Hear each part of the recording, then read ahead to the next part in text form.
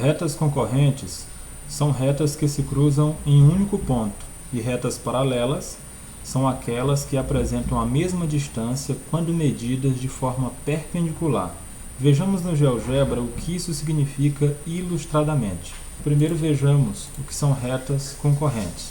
Eu traçarei uma reta qualquer e em seguida mais uma reta.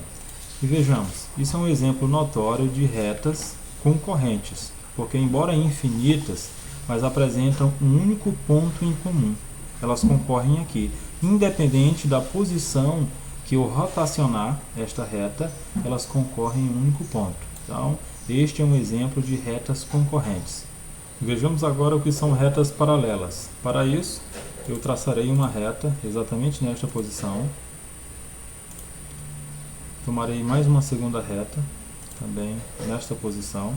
E observamos que, diferentemente das duas retas anteriores, essas duas não se cruzam, elas não possuem ponto em comum.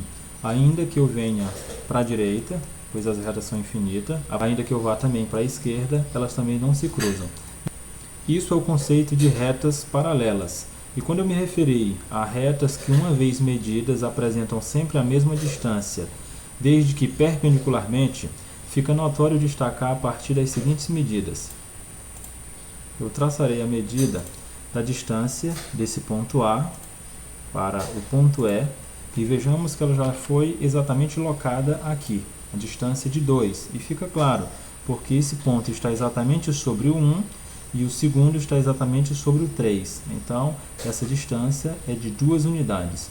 Agora vejamos a medida do outro lado, entre esses dois pontos, entre o ponto B e o ponto F. Observamos que a medida é exata também a 2. Em qualquer dois pontos de forma perpendicular entre essas retas, essa medida é exatamente igual. Um terceiro exemplo, se eu traço mais dois pontos aqui, um outro aqui, e agora coletar as suas medidas, vejamos que a distância é igual. Então, este é o conceito de retas paralelas, que apresentam sempre a mesma distância quando medidas de forma perpendicular.